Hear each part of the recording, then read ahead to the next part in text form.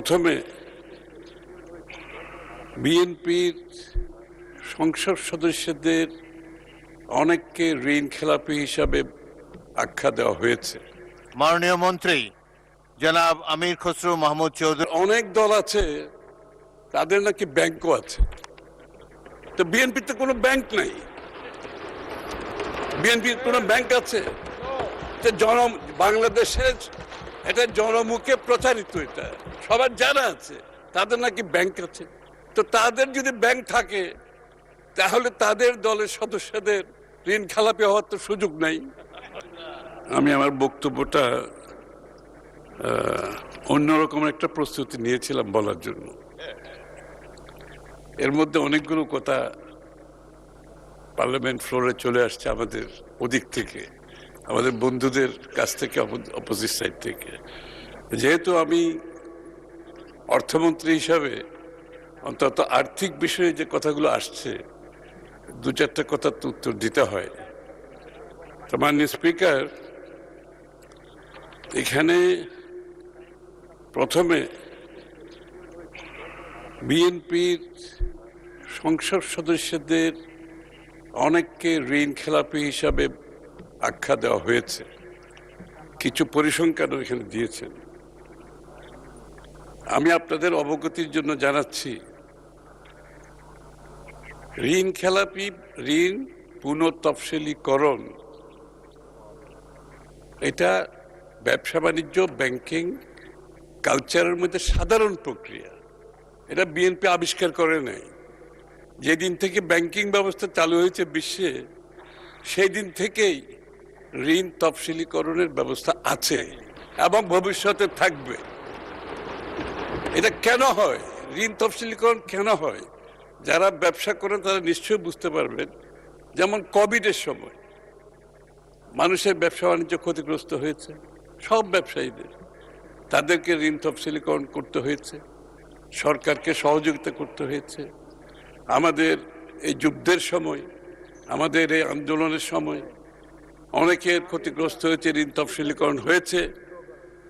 কিন্তু গত দীর্ঘ 17 বৎসরের বিএনপির আন্দোলন সংগ্রামে বিএনপির যারা ব্যবসায়ী আছে তারা কেউ ব্যবসা করতে পারে না। আমার তাদেরকে ব্যাংকের স্যাংশন করা লোন পর্যন্ত দেওয়া হয় না। লোন স্যাংশন হয়ে গেছে কিন্তু লোন দেওয়া হবে না। তাদের লোন অ্যামাউন্ট, লোনের সময়, ঋণের সময় যখন শেষ হয়ে গেছে এক্সটেনশন করা হবে না। যত ধরনের বাধা বিপত্তি সৃষ্টি করা যায় ব্যাংকিং সিস্টেমে, এই বিএনপির নেতা কর্মীদের বিরুদ্ধে সেটা করা হয়েছে। মাননীয় স্পিকার, তাদের গ্যাসের লাইন কেটে দেওয়া হয়েছে, ইলেকট্রিসিটি লাইন কেটে দেওয়া হয়েছে। এই বিএনপি নেতা যাদেরকে খেলাপি বলা হচ্ছে, তারা এই দীর্ঘ সময়ে অনেকে পালিয়ে বেরিয়েছে, বাড়িতে থাকতে পারে না, তাদের ব্যবসা প্রতিষ্ঠান বন্ধ করে দিতে হয়েছে। অনেকে জেলের মধ্যে অবস্থান করেছেন। মাননীয় স্পিকার, এখন জেলে বসে ব্যাংকের ঋণ পরিশোধ করা কি এত সহজ ব্যাপার? মাননীয় স্পিকার, আমি আর পুনঃতফসিলীকরণ হচ্ছে ব্যাংক ক্লায়েন্ট রিলেশনশিপের ব্যাপার। ব্যাংক ক্লায়েন্ট রিলেশনশিপের ব্যাপার খুব স্ট্যান্ডার্ড প্র্যাকটিস। তো এই হচ্ছে বিএনপির অবস্থা। তারা কেন ঋণ খেলাপি হয়েছে, তাদেরকে কেন আজকে ঋণ খেলাপি হিসেবে আখ্যায়িত করা হচ্ছে। আবার মাননীয় স্পিকার, এমনকি এই একটু আগে আমি একটা বিল এনেছিলাম, ওই বিলের সময় অনেকে বলেছেন যে এখানে এই যে বয়সটা বাড়ানো হচ্ছে, এখানে বোধহয় পছন্দের কাউকে দেওয়ার একটা সুযোগ সৃষ্টি করার জন্য। তা আমি বলছি, যাদের যেই দলের ব্যাংক আছে তারা তো তাদের পছন্দের ব্যাংকের চেয়ারম্যান বানিয়েছেন, তাদের পছন্দের ম্যানেজিং ডাইরেক্টর বানিয়েছেন, তাদের পছন্দের লোক নিয়োগ করেছেন, আবার তাদের অপছন্দের লোককে চাকরিচ্যুত করেছেন। এই কাজটি তো মাননীয় স্পিকার বিএনপি করতে পারবে না, সেই সুযোগও বিএনপির নাই। মানে স্পিকার, আরেকজন সদস্য যে প্রেসিডেন্টকে নিয়ে যে অনেকগুলো উক্ত করেছেন, প্রেসিডেন্টের প্রতি আমার কোনো ভালোবাসার আছে আমি বলতে পারবো না, কিন্তু president is an institution. President is an institution, ব্যক্তি না। হ্যাঁ, ওই যে নাহিদ শপথ নিয়েছিলেন না প্রেসিডেন্টের কাছ থেকে, শপথ নিয়েছেন না? তাহলে কেন নিয়েছিলেন? আপনার যদি শপথ নিয়ে মন্ত্রী হয়েছেন প্রেসিডেন্টের কাছে, কেন নিয়েছেন? না, আমি আপত্তি করছি না, আমি আপনাকে কৃতিত্ব দিচ্ছি। আপনি ভালো কাজটাই করেছেন, কারণ আপনি ইনস্টিটিউশনকে সম্মান করেছেন। এখন আপনি মন্ত্রী নাই, আপনি বিরোধী দলে বসে আছেন, এখন আবার প্রেসিডেন্টকে আপনি ইনস্টিটিউশন হিসেবে তার সম্মানটা থেকে বঞ্চিত করছেন। আপনাদের বক্তব্যে সকলের মধ্যে এই কথাটি উঠে আসছে। আবার যেদিন শপথ গ্রহণ করা হয়েছে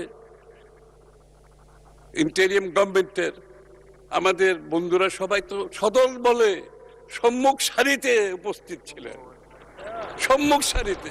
আমরা জায়গা পাই না, আমরা পিছনে বসছি।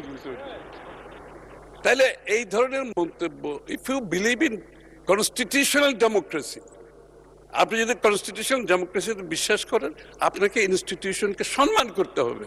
এখানে ব্যক্তির কোনো বিষয় নেই। You have to respect the institution of constitutional democracy. তো আপনাকে এটা নিশ্চিত করতে হবে।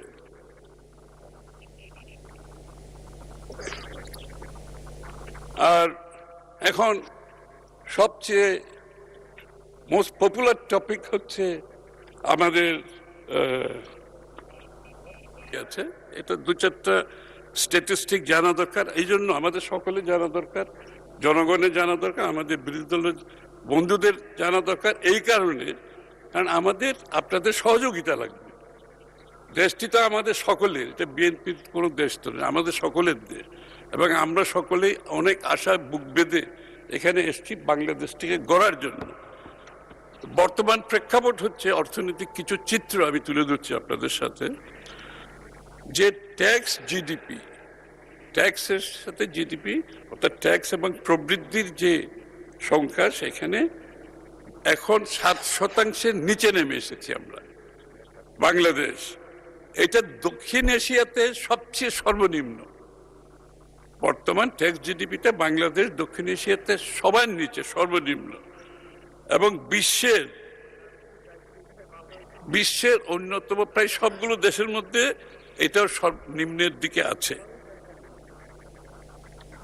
বিএনপি যখন ক্ষমতা ছেড়ে আসছিল 2005-06-তে, ট্যাক্স জিডিপি রেশিও ছিল 10%, এবং এটা ক্রমান্বয়ে প্রবৃদ্ধির দিকে ছিল। এটা হয়তো বিএনপি অব্যাহতভাবে থাকলো, এটা হয়তো 12-13-15-তে চলে যেত। যাক, পরে তো অন্যবর্তী সরকার এসছে। দারিদ্র্যের হার, বর্তমানে দারিদ্র্যের হার 2022-এ ছিল 17%, 18%, 23-এ ছিল 19%, 24-এ ছিল 20.5%, 25-এ দারিদ্র্যের হার হচ্ছে অ্যাকর্ডিং টু পিপিআর জরিপ 29.93%। এই এখন আমরা যারা আছি এই মুহূর্তের দারিদ্র্যের হার হচ্ছে এটা। মানে অর্থনৈতিকভাবে আমরা এই মুহূর্তে কোথায় আছি তা আমাদেরকে অনুধাবন করতে হবে। মানে যেটা নিম্ন গতি ছিল দারিদ্র্যের হারটা, এখন এটা উপরের দিকে উঠতেছে। এইভাবে বেসরকারি খাতের ঋণ, অর্থাৎ বেসরকারি খাতের ঋণ যত বাড়বে দেশের উৎপাদন বাড়বে, বিনিয়োগ বাড়বে, কর্মসংস্থান বাড়বে। বেসরকারি খাতের ঋণের অবস্থা হচ্ছে জিডিপির 6% নেমে এসেছে এখন। 2005-06 সালে বিএনপি থাকার সময় এটা ছিল 18.27%, এখন 6%। সুতরাং আমরা কোথায় আছি অর্থনৈতিকভাবে বোঝার ব্যাপার আছে। রপ্তানি কমেছে 2.6%। আমাদের রপ্তানি কিন্তু সবসময় প্রবৃদ্ধি ছিল, সবসময় আগাগোড়া গত 20 বছর ধরে। এটা 2.6% কমে গেছে। বিএনপি যখন ক্ষমতা ছাড়ে তখন রপ্তানির প্রবৃদ্ধি ছিল 14%। এখন হচ্ছে ঋণাত্মক 2.6%।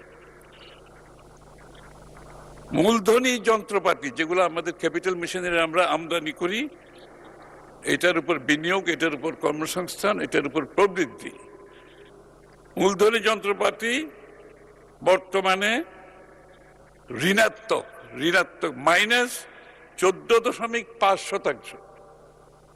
আর আমরা বিএনপির শেষ সময়ে ছিল 2004-05-এ 53% প্রবৃদ্ধি ছিল, এখন 14.5% ঋণাত্মক। এটা হচ্ছে নেগেটিভ 14%। খেলাপি ঋণ, আপনারা খেলাপি ঋণের কথা অনেক বলেছেন, আমরা বলছি, সবাই বলছে, বর্তমানে 30% অধিক। কঠিন অবস্থা।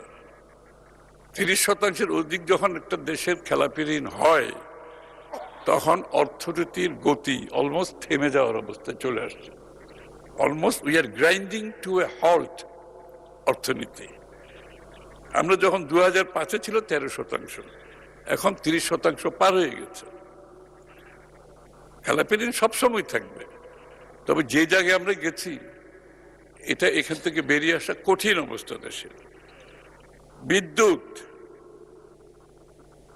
36,000 কোটি টাকা ভর্তুকি চলছে, কারণ লুটপাট, আপনার বিদ্যুৎ খাতে যে লুটপাট হয়েছে বিগত দিনে, তার ক্ষতি এখন আমাদের সকলকে বহন করতে হচ্ছে। এটা 36,000 কোটি টাকা আমরা দিচ্ছি, দেওয়ার পর আরো 20 থেকে 30,000 কোটি টাকা ভর্তুকি দিতে হবে। অবস্থা বুঝেছেন অর্থনীতি কোথায়? আমাদের ফিসক্যাল স্পেস কত কমে যাচ্ছে আস্তে আস্তে। আমাদের সব সংসদ সদস্যরা দাবি, এলাকাতে টাকা দিতে হবে, এলাকায় উন্নয়ন করতে হবে। একদম এই দাবি তো থাকবেই, স্বাভাবিক। আমরা জনগণকে রিপ্রেজেন্ট করি, এই দাবি তো থাকবে। কিন্তু আমি বলছি, আমাদের ফিসক্যাল স্পেস কমতে কমতে কোথায় নিয়ে এসছে বিগত সরকারগুলোর দুর্নীতি এবং অব্যবস্থাপনা এবং ওয়েস্টেজের মাধ্যমে, হ্যাঁ, রং পলিসি, সবকিছুর মাধ্যমে। আমি বিষয়গুলো তুলে ধরছি আমাদের সকলের অবগতির জন্য। আসলে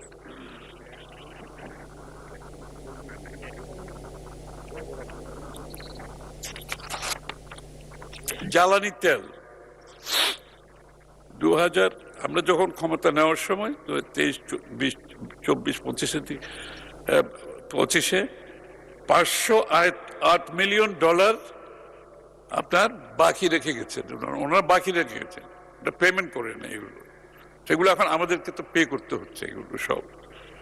গ্যাস খাতে $737 মিলিয়ন মেয়াদ উত্তীর্ণ দেনা, এগুলো মেয়াদও শেষ হয়ে গেছে, মেয়াদ উত্তীর্ণ দেনা, অর্থাৎ এক্সটার্নাল ওভারডিউ পরিশোধ করতে হচ্ছে বর্তমান সরকারকে।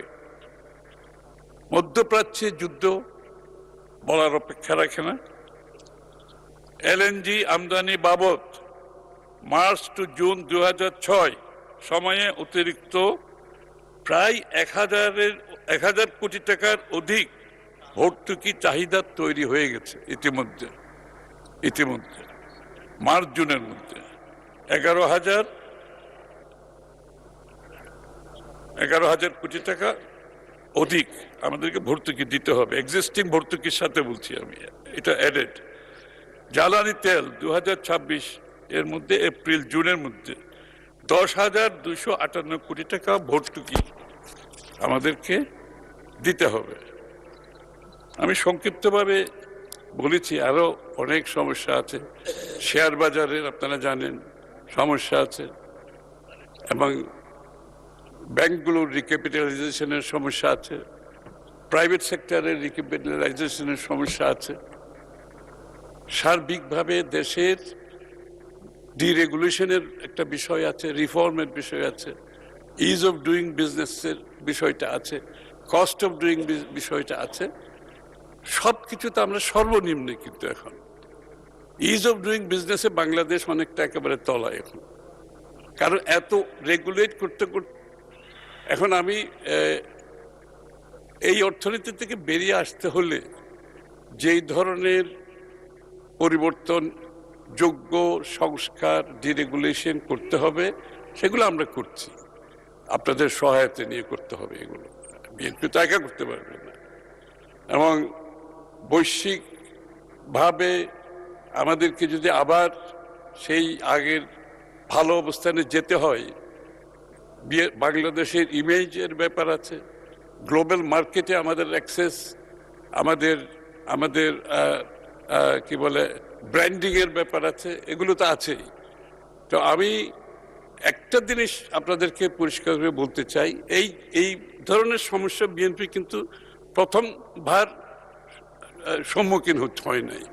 আমরা দেখেছি স্বাধীনতার পরে একদিকে বাকশাল, অন্যদিকে রাষ্ট্রচালিত অর্থনীতির মাধ্যমে অর্থনীতি যখন একেবারে ধ্বংসপ্রাপ্ত, জিয়া রহমান সাহেব এসে আবার এই সমস্ত সংস্কারের মাধ্যমে বাংলাদেশকে আরেকটা লেভেলে নিয়ে গেছে অর্থনৈতিকভাবে।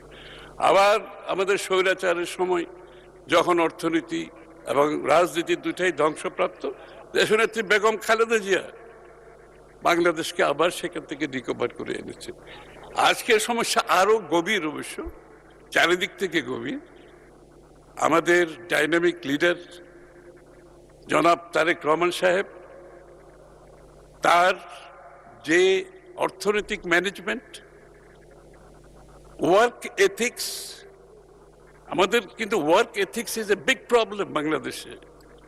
আমরা কাজ করার সময় সততার সাথে, নিষ্ঠার সাথে কাজ করাটা খুব কঠিন, কিন্তু তারেক রহমান সাহেব কিছু এক্সাম্পল সেট করছেন যে ওয়ার্ক এথিক্সটা কি হওয়া উচিত, এবং এই ওয়ার্ক এথিক্সের যে উনি এক্সাম্পল মানদণ্ড সৃষ্টি করেছেন, এটার ইম্প্যাক্ট কিন্তু আমি মনে করি সমস্ত পার্লামেন্ট এবং দেশের মধ্যে যাচ্ছে। ইতিমধ্যে আমরা সবাই ফিল করছি যে আমাদের অতিরিক্ত খরচ করার দরকার নাই, আমার যতটুকু এফোর্ড করি না তার বাইরে যাওয়ার কোনো সুযোগ নাই, এবং আমরা একটা সবকিছু মিলিয়ে অর্থনীতিটাকে যদি আমাদেরকে আগের জায়গায় ফিরিয়ে আনতে হয় অথবা তার চেয়েও ভালো জায়গায় যেতে হয়, আমাদেরকে যে পরিবর্তনগুলো আনা দরকার, যে রিফর্মসগুলো আনা দরকার, যে ডিরেগুলেশনগুলো, সবগুলো ইতিমধ্যে আমাদের অনেকগুলো হয়েছে। বাকি সব কাজ আমরা হাতে নিয়েছি, এবং আমার দৃঢ় বিশ্বাস এইরকম আমি একটা গ্রিম পিকচার আপনাদেরকে দিয়েছি। তবে আনন্দের খবর হচ্ছে আমাদের যিনি পরিচালনা করছেন, যিনি দেশের দায়িত্বে আছেন, উনি একজন বিচক্ষণ, ভিশনারি একজন লিডার, এবং তার সাথে ওনার সেই ভিশন এবং চিন্তা এবং ওয়ার্ক এথিক্স আমাদের মধ্যে কাজ করছে, সকলের মধ্যে কাজ করছে। তাই আমি নিশ্চিতভাবে বলতে পারি আমরা এখান থেকে ইনশাল্লাহ বেরিয়ে আসব। আমাদের 2 বছরের হয়তো কুশল লাগবে, আগামী 2 বছর কঠিন হবে, অনেকগুলো সিদ্ধান্ত নিতে হবে, অনেকগুলো মেজার নেব যেগুলো জনপ্রিয় নাও হতে পারে। সুতরাং একটা কঠিন অবস্থা থেকে বেরোতে গেলে অনেক কঠিন সিদ্ধান্ত নিতে হবে। আমি বিরোধী দলের বন্ধুদেরকে বলতে চাই, এখানে আপনাদের সহযোগিতা দরকার। এটা দেশের স্বার্থে, সকলের স্বার্থে। আমরা যদি অর্থনীতিকে এটা একেবারে লো লেভেল একটা ইকুইলিব্রিয়ামে চলে গেছে, এখান থেকে আমাকে তুলে আনতে হলে আমরা সকলে মিলে ঐক্যবদ্ধভাবে কাজ করতে হবে। আমাদের লিডারশিপ ঠিক আছে, আমাদের ক্যাপ্টেন ঠিক আছে, এবং আমি মনে করি ক্যাপ্টেনের ভিশন ঠিক আছে, ন্যায় নীতির অবস্থান থেকে কাজ করছেন, সততার অবস্থান থেকে কাজ করছেন। সুতরাং এখান থেকে আমরা আমি মনে করি খুব সহজে বের না হলেও আমরা বেরিয়ে আসতে পারবো। এটা কঠিন একটা কাজ, কিন্তু আমরা বেরিয়ে আসতে পারবো, এবং আপনাদের সকলের সহযোগিতা দরকার। সবাইকে ধন্যবাদ।